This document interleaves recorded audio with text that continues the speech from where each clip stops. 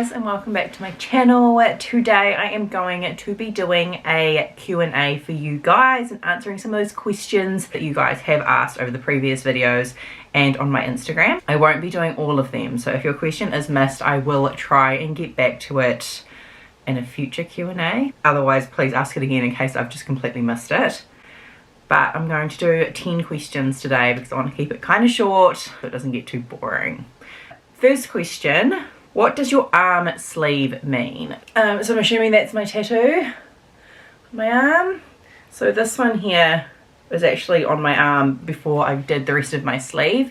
So that says now, forever and always, and it's actually part of my wedding vows.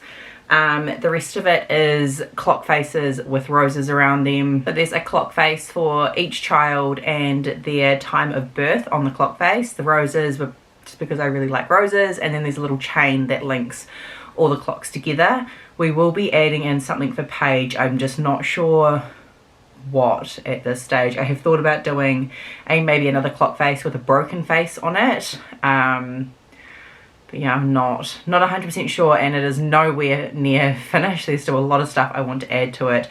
So that is what it is currently, and that's currently what they mean. Will you keep trying for a girl? No. Didn't go into this, like when you plan to have a child, you don't plan on a particular gender, or you know it's a 50-50 chance of getting either gender. No, we're not going to keep trying for a girl. I'm content, I'm finished. We are done. This little guy is the last part of our puzzle, and then we are finished. Will you be filming a birth vlog? Yeah, so I will be doing a birth vlog. I'm going to ask my midwife about it first and just make sure it's all okay, because I don't know what the rules are at the hospital over here. I do know when you go into places like the path lab or when you go into the ultrasound places, you're not actually allowed to take your phones. So I will ask her in advance and just find out what the rules are around it. But yes, I am really hoping to do a birth vlog and then follow it up with a birth story for you guys. How do you work and raise your kids? Your life seems so busy. Yeah, we are so busy. We own our business. I think I've mentioned this before. So I work from home. I am blessed to be able to do so. We have two older kids, obviously Braxton and Lincoln, who are in school full time. So they go to school Monday to Friday. Grayson goes to daycare from Tuesday to Friday, so he's in daycare 4 days a week currently because he is getting ready. He's in his last year before he gets ready for school. So he's in there 4 days a week, and Arlo has just started in daycare 2 days a week. So on those 2 days is where I get in as much work as I possibly can. Otherwise it was a lot of night work. So once the kids went to bed at night time, I started working. So I was working from about 7 o'clock through to 11ish at night, and then getting up at 6 o'clock the next day and getting all the kids organized. So it was definitely taking its toll, especially being pregnant. So that's when we decided that it was really time to get Arlo into daycare 2 days a week. So now that he is there 2 days a week, not only has it helped with his social anxiety so much, it's also allowed me to have those 2 days to get as much work as I can done. So I'm not doing everything at nighttime. How is your house so clean? I get asked this question so much. My house and it being clean is actually part of a coping mechanism for me. It's how I deal and how I have dealt with my mental health for the past 8-ish years. To me, a clean space is like a fresh space. It's a blank canvas. It's good for my mind to see a nice clean area. When things are cluttered or messy, I struggle a lot. I am doing a lot better. Like, I know some people think, oh, I'd love to have the urge to clean all the time. It's not as great as it sounds, because if it's not clean, it causes me a lot of anxiety.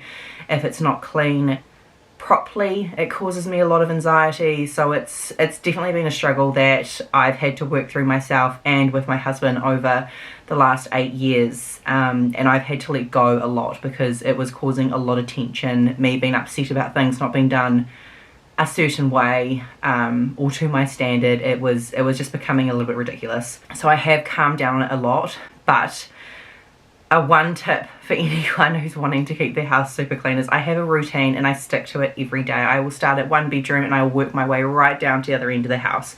So by starting at one bedroom, I mean I'll make that bed, I'll do everything that needs to be done in that bedroom, vacuum it and everything, and then I'll move on to the next one, carting all my stuff with me. So I take my spray and wipe, I take my cloth, I take my vacuum cleaner and a rubbish bag, one room to the next room, to the next room, to the next room, so on. I continue down like that. And also, obviously, my husband and kids pull their weight and they're a massive help to me. Will you be having a hospital birth or a home birth? So my dream would have been to have a home birth. It's been a dream of mine since I had Braxton. Obviously when I had Braxton there was a huge amount of complications and he came out not breathing, not responsive, and it took a good solid 10 minutes for me to actually be able to hold on to him and him to be okay. So I am very thankful we have hospitals and staff and places like that that everything happened so quickly that he was fine. I would hate to think what would have happened if we were at home on his particular birth. All my other ones I could have birthed at home because their birth was so much easier. I am not actually allowed to birth at home because of the gestational diabetes, and because I have large babies I'm quite high risk, so I do need to be in a hospital, which is fine by me. Were your kids a C-section or natural, given they were all so big?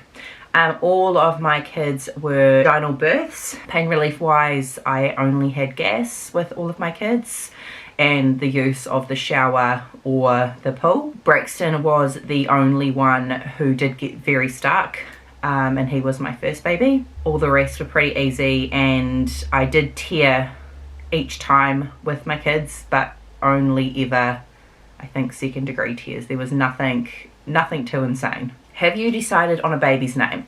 No.